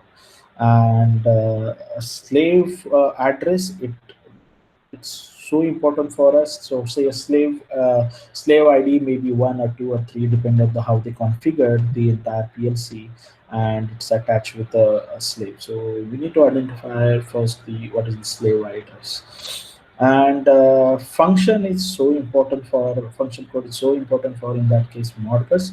It's it's like function for reading, writing calls, reading, writing register values, reading, writing multiple register and coil values, this kind of thing. So here it's we enlist the entire function names, the read coils. So if it is function one, that means we are reading coils. Coils is nothing but you can say the digital values in that case. And if I talk about the register, that means analog values. So like we have actuator. Let's take an example. We have the water dam. Water dam yeah, you can say setup, or rather you can say industry. So in that case, we need to open a door, right? We have to open a door. So that time they use coils. So it's an example. It's that time they use a coil. So that means one is for opening a door, zero for is closing a door. And let's say they have a temperature sensor or other level of water. So in that case they use a register. So it may be from zero level to 100 level, and they have fixed threshold on 80, right? So when it cross to 80, then it gives some alarm that something is happening. So something, the level goes beyond the threshold. So in that case they use register values. So register is nothing but analog, which the temperature sensor or a level, proximity sensors, they use register values. But for a coil, they use 0 and 1. That can be a 0 and 1 as a digital values. So reading those values, read coils, it's a one, function one, and writing single coil, it's function five. So reading holding registers is nothing but register, it's three, function three, and reading writing single register, it's a function six. So writing multiple register, it's a 16, or write multiple register, is function 23. So whenever we do a research about the any PLC, let's say Allen Bradley or S7 or any kind of PLCs. So they release a user manual for developers. So in that case, they mention that that particular PLC supports these kind of functionalities in function codes over the Modbus communication. So you can see those function, and you can if you do scripting with the help of Modbus Python client. Uh, it's client, rather you can say library file in the Python. So you can code it in such a way that you can use those functionality, and you can interact with the for security testing. You can interact over the PLC. So here, so why we are talking about the security, IC security, because as I said, it's a backbone of each nation manufacturing, and it's play a critical role in the nation. So it connects with all different sectors. It's connect with the telecom industries, even that particular thing is connected with the oil and gas and your home and stuff, infrastructures nationwide. So it's too critical now, and being it's a so old technology, so it's too much vulnerable. So as we are in security field, so we know it's a old technology. That means it affects current infrastructure as well. So again, it's being an old technology, and they are not updated. Uh, they are not updated yet, so it's more vulnerable. And because being a more vulnerable, attackers or the outside actors take advantage, and they do some sort of APT kind of attack, a cyber espionage, or these kind of attacks they conduct. Known vulnerables, known malwares. They are Stuxnet, Havocs, Black Energy, Doku. They are different kind of malwares recently we found 1 or 2 years. So these are the specific kind of malwares which affects industrial control systems environment. We are not going in a deep dive in those malwares. Maybe in a next, in future we'll talk about these malwares as well. So if you see, it's updated up to 2015. We are in now 2019, but let's take example. So these are the issues we can see in 2010, 2011, 2012. It goes on in 2011. Well, a lot of malwares released based on Tuxnet, and they modified and they are advanced than Tuxnet, like Havocs and other malwares in industries. Then they affect nationwide, like they affected entire world. They spread it out entire world. So depend on the malware architecture, they affect only industrial control systems. So recent incidents, yes, it's in. You can see the Israeli powered grid authority, then Black Energy. It's from within 2 or 4 years. Havocs is mainly scans for OPC protocols. It's another kind of protocol which connects with different PLC and used for connecting and managing these kind of different kind of PLCs. They use OPC protocol. Then Dragonfly. The, there are different tons of. It's an old one, but if you go for a recent, within 2 years, you'll find a ton of attacks happened recently actually. So existing challenges. So there are different, well, too many challenges in this industry actually. So if you go for the guy who understands the ICS and the security parts, you'll find very few guys. So it's lack of knowledge. So I'm from a security background, so I did a lot research. I made entire setup. Then I understood how it works. I visited some plants. So then I got that yes, this is the ICS, and this is how the challenge is. So main thing, you have knowledge of lack of knowledge of industrial control systems, and again. To dealing with those industries, you need to have experience. You need to have how it works. So because it something goes wrong, it affects entire system. So you need to have those kind of experience as well. This requires for research to understand. You requires a hardware setup in your lab. So it's too expensive to make a real life. You can say the lab actually to play with it. And as I said, it's a cost. It's not cost effective. It's cost of hardware goes high and higher where you go for DCS infrastructure or any kind of SCADA application. If you're going for, it's cost a lot. So how to overcome that? There are different kind of simulators freely available in GitHub and shareware. They shared on different slides, sites also. So you can try to these kind of download it and understand the protocols, how you can replicate those attack over the simulators. as of now. So there are open source applications like SCADA application, HMI application. You need to connect with those simulators to this application and understand how it goes on. And yes, there are the Modbus, TCP, DNP3 protocol simulators are available. So here we are going to show some one simulator which is very well known for the industries. Even in different the trainings, I do trainings on that software as well, usually, and in science training or other any different kind of trainings, they use different kind of simulators or other. Different kind of they come up with a real PLC as well. So simulators, we have Modbus Power, which is really well known. Conport is another kind of simulators, not but exactly the simulators. It's used for honeypot.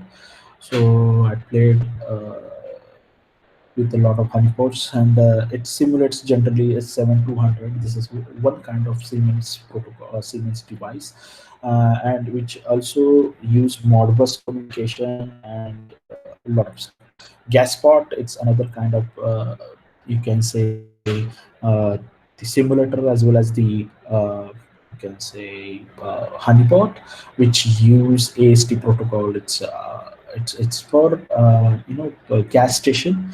So gas station has some sort of protocol. They call it AST protocol, and through AST, it's a very uh, plain and clear text protocol where you can connect over the telnet and you can do so a lot of tons of attacks over that. SCADA VR is one of the my very good and favorite application where you can it reads every protocol, DMP3, backnet, Modbus, and one wires protocol and a lot of stuff.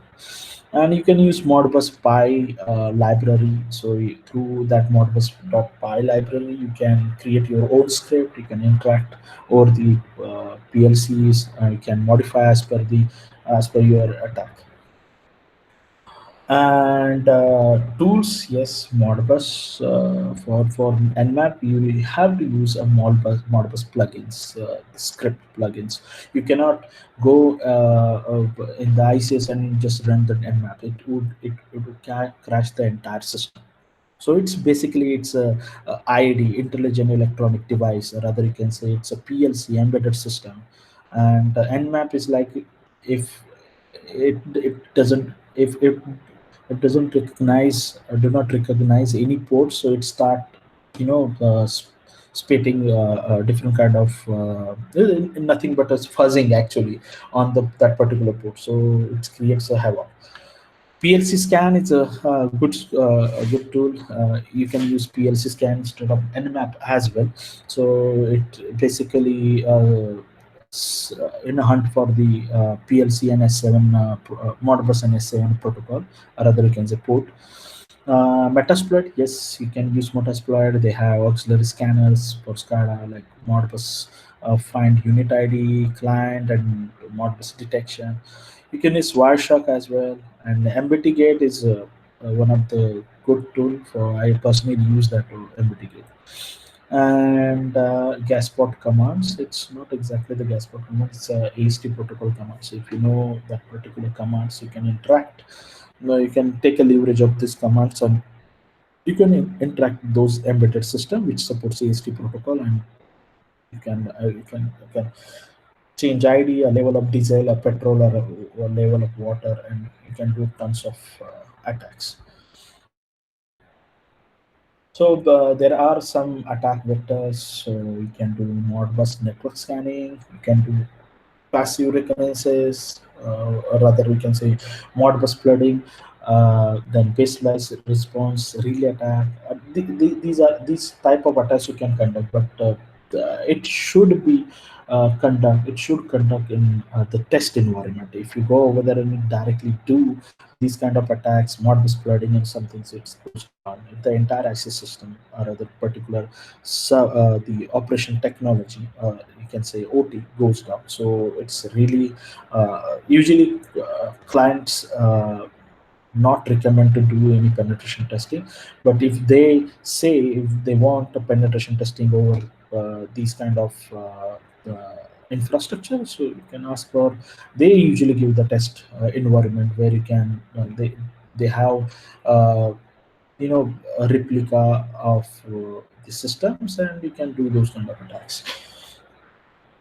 So this is not in our scope as of now, but yes. So what we are what where we are concentrating. So in distributed control systems, they have 4 to 5 levels, like 0 to 5 or 0 to 4 levels.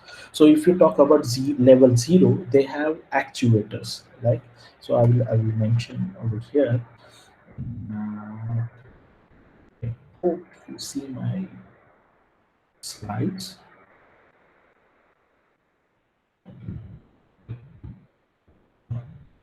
Correct. Okay.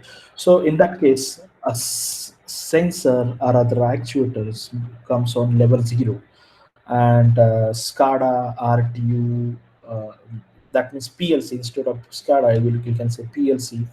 Um,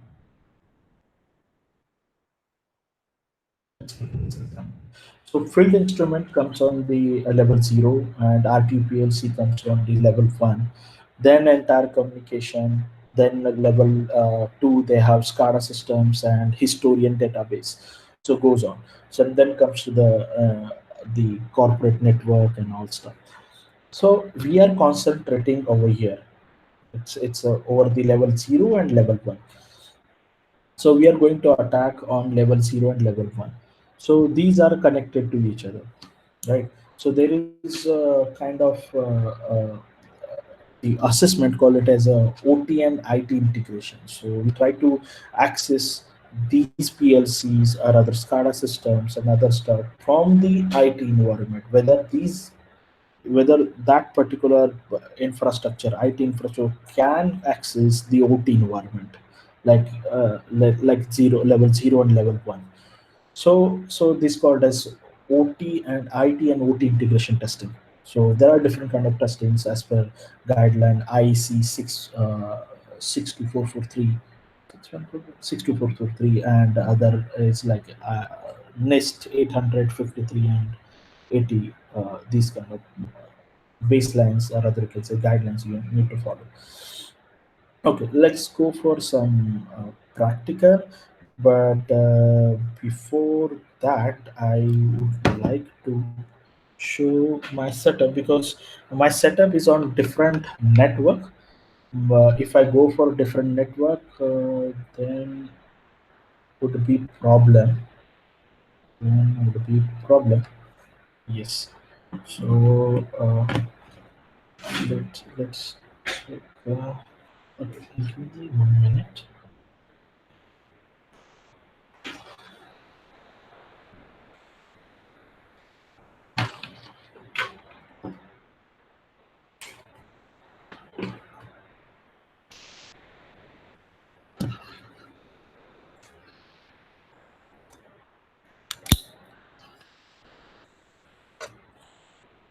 It's okay. Am I audible?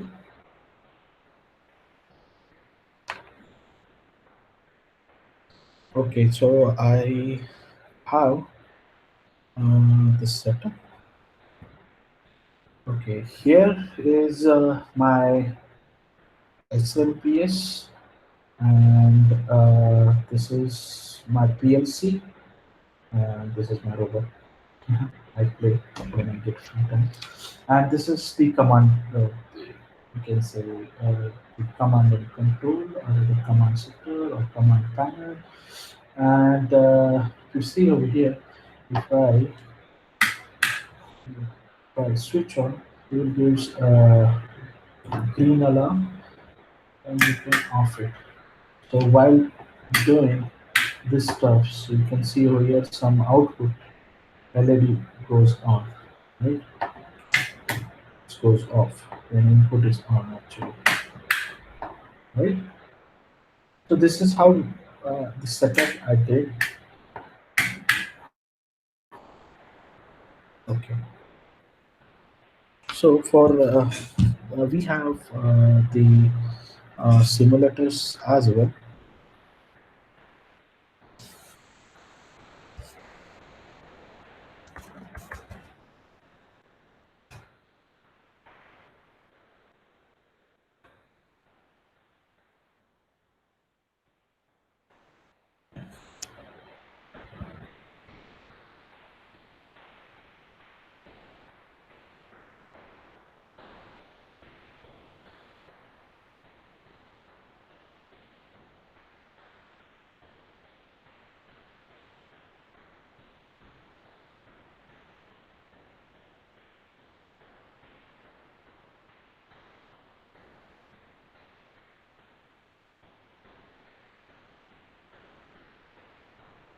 Okay.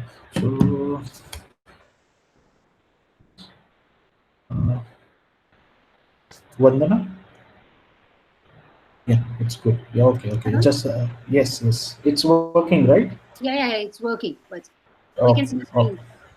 Yes, yes. Uh, so we have, as I said, we have a Modbus bar. It's a simulator, uh, simulator PLC, which has a Modbus protocol, and this is how it's written in Java. So let me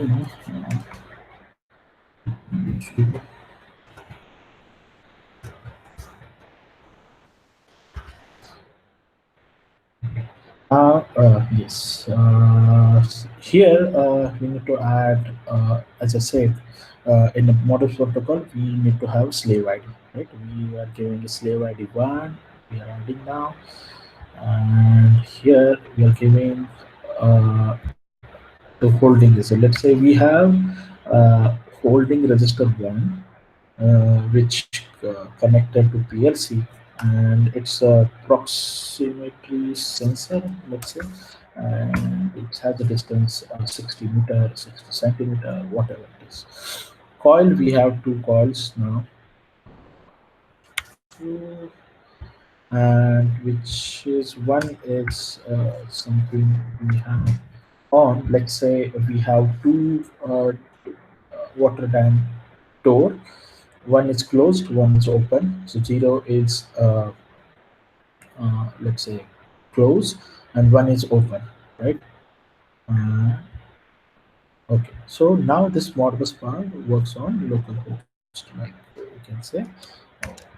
Uh,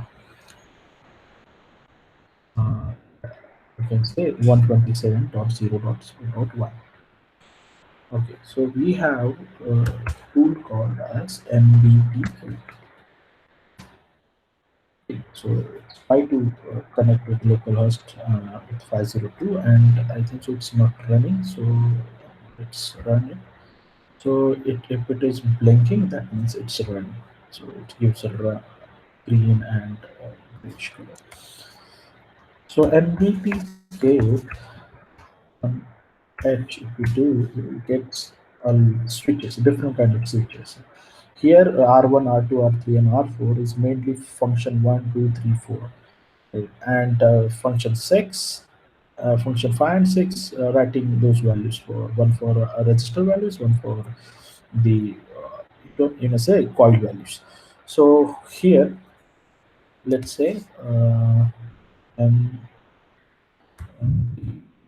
okay, and I want to read, let's say, hyphen a. I want to read the coils. In a simulation, we have two values like 0 and 1. So it will start from 0. And how many addresses you want to? Address is nothing but we are talking about the addresses inside the over the modern communications. So I want to read two, right? Two addresses. So this is my sorry. This is my IP address for that simulators. So if I do yes, use function. Okay.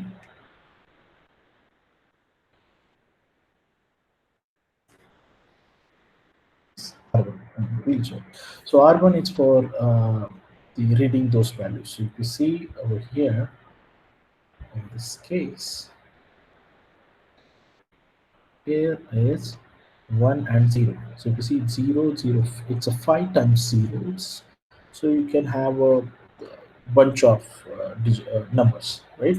The addresses. So it's mentioned in the user manuals. If you go for any particular Allen Bradley or a Siemens or Omron or a lot different kind of OEMs, so you will get the user manual where they map entire Modbus memories.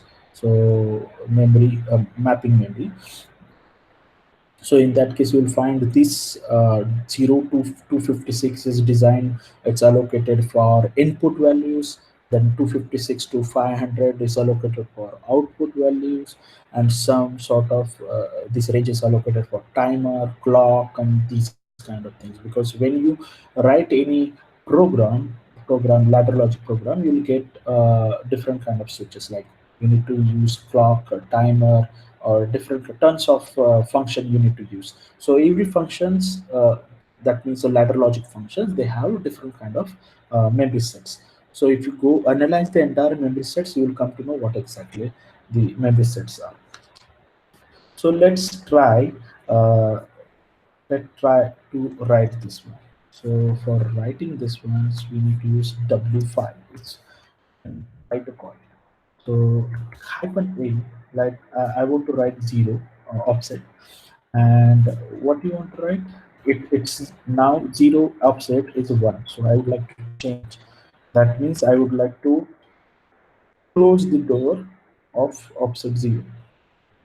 And then this is our IP address. So bit right. Okay. So let's say read it first. So it becomes 00. See over here. Uh,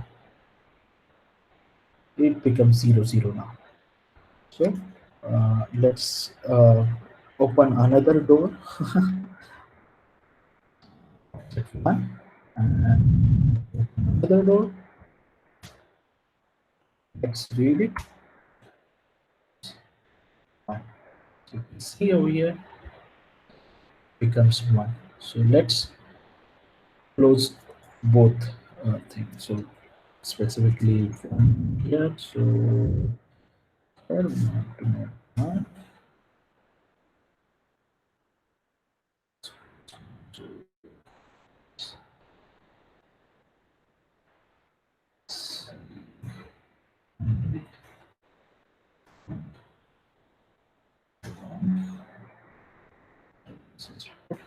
See, we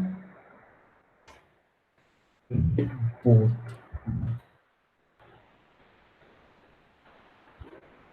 See, so let's do over the register values. So MBT hyphen R3, and what will be the offset? Hyphen A 0, and we don't want to read another thing. So let's type our IP address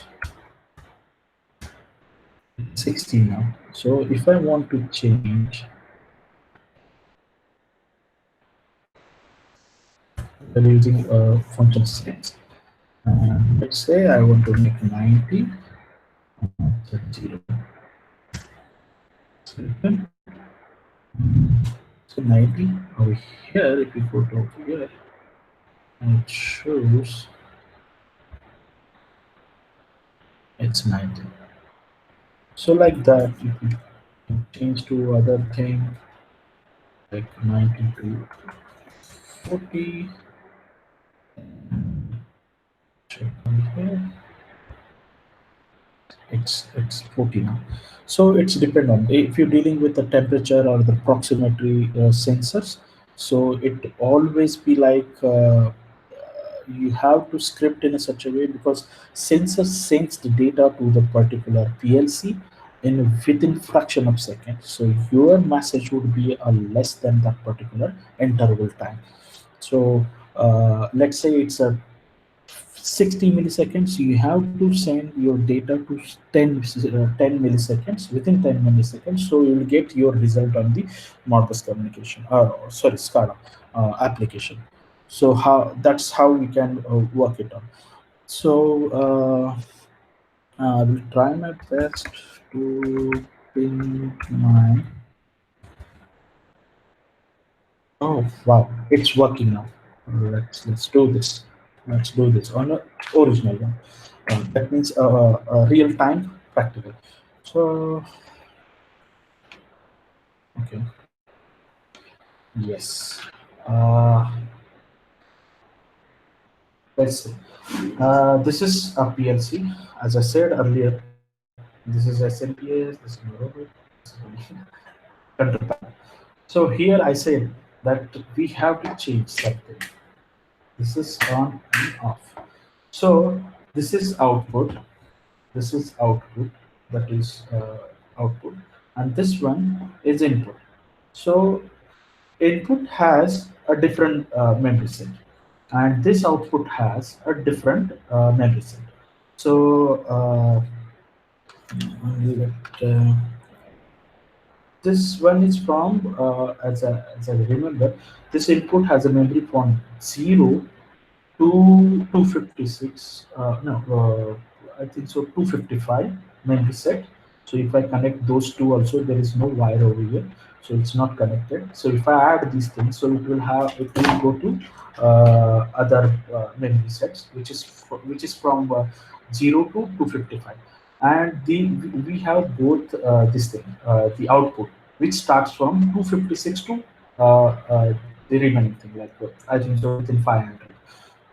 So we have those things. So let's say we will okay. So I will let's take a check. We will check with this thing, MBT gate. So MBT gate hyphen R1 R1. Then it start with the 0, and let's say we can read at least 10 values, 10 values, and 192, 168, 1.5. So that particular PLC is on 1.5. So you'll see this thing, right? So now this one is on, right? If I do off, and if I go to this one, and if I read once again, this is it's become 0, and this is 1. This is another one. It's we use normally 0 a switch while programming the PLC. So like this. So this is uh, sorry. This is 1, which has an address, and this is 1, and it's 0, and again 1 when it's go off. So sorry for my message. Okay. So if I on, my indicator is as of now on mode, or a switch on, so it's become 1. So let's say I want to read my output memory set 256, and I will read 10 values at least. So my indicator is now on, right? So this this is what this indicator is on, and if I off,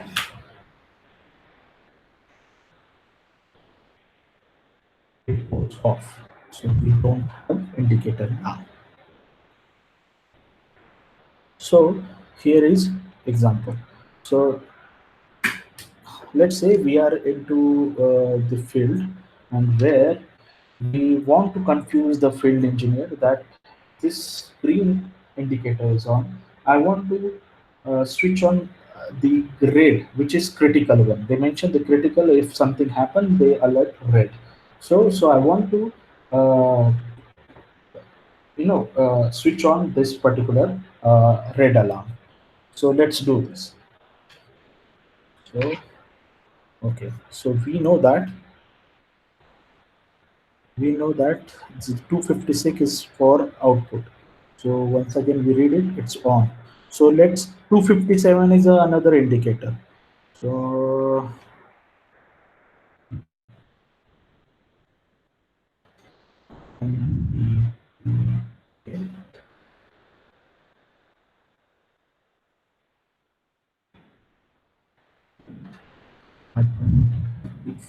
5 and I want to on. Okay.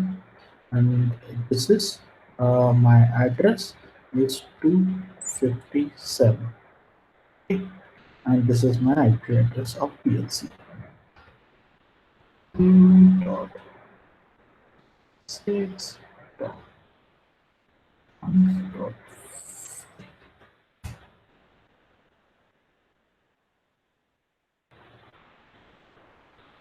Oh, okay. Uh,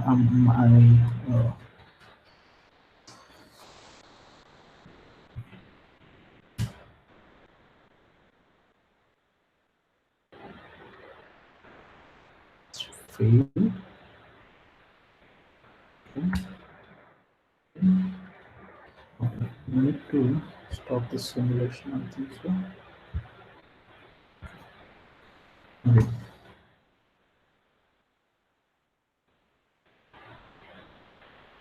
Okay. Could not connect. My IP address. It's a 168. Let's do this. Okay. Now, if you see, it's it's the red indicator is on. So here we uh, use this 256 and red indicator on. So let's off it.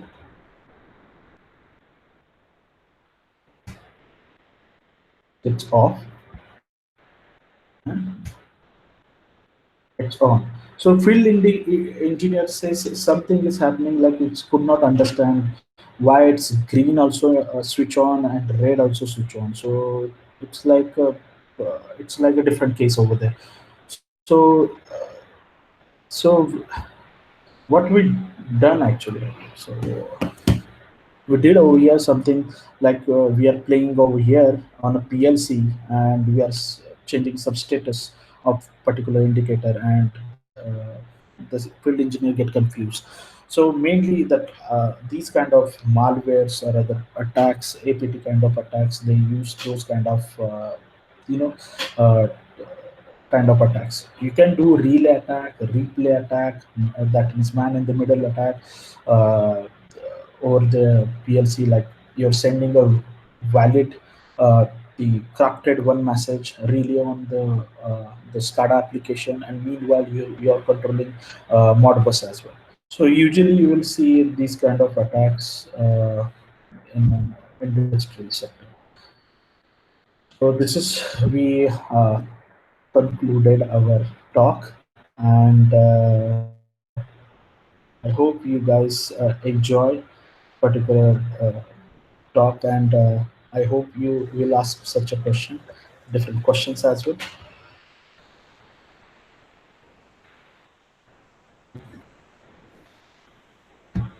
Thank you so So much, Arun. That was really, really helpful.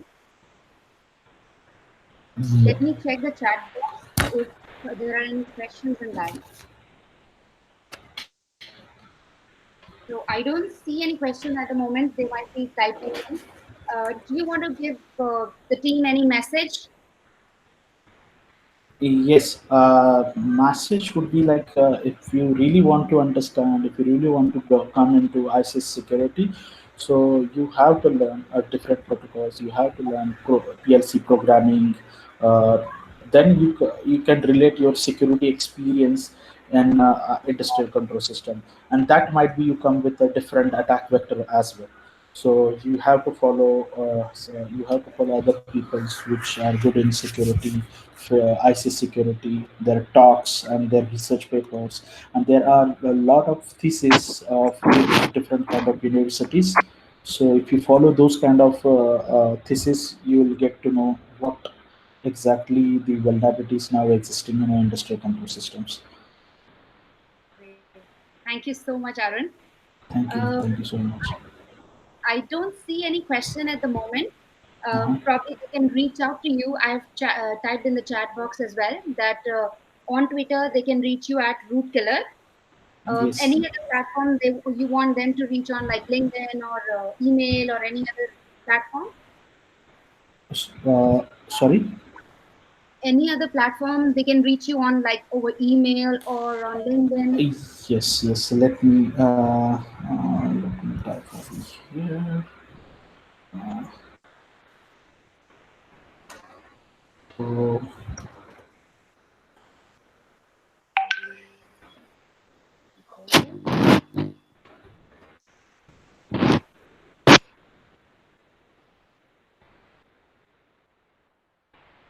uh,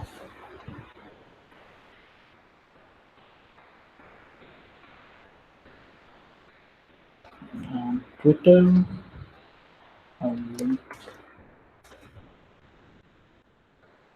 it's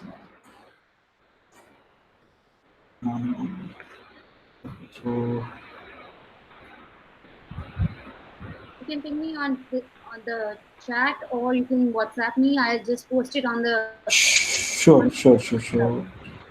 yeah. So yes, mm, this is my uh, the email ID. My company is on my LinkedIn. So meanwhile, I'll share you the details as well. I can share the PPT presentation, and you can upload it on your site or something. You can share to everyone. Sure. You can load it. You can upload it on the slide share and share the link. That would really help. Definitely, definitely, Wanda, definitely. And thank And you so much. Yes, thank you so much for hosting me. thank you so much for joining us. That was really helpful, and I'm sure it's going to help others as well who were uh, part of the webinar, or they might go back and check again. There were a lot of people who couldn't join, so they might go back and view it again. Yes. Thank you. Thank you. Have a Thank good you. night, and for Have a the good rest one. of your people, have a good day, good afternoon, or good night. Yes. Take care. Thank you. Thank you. Thank you.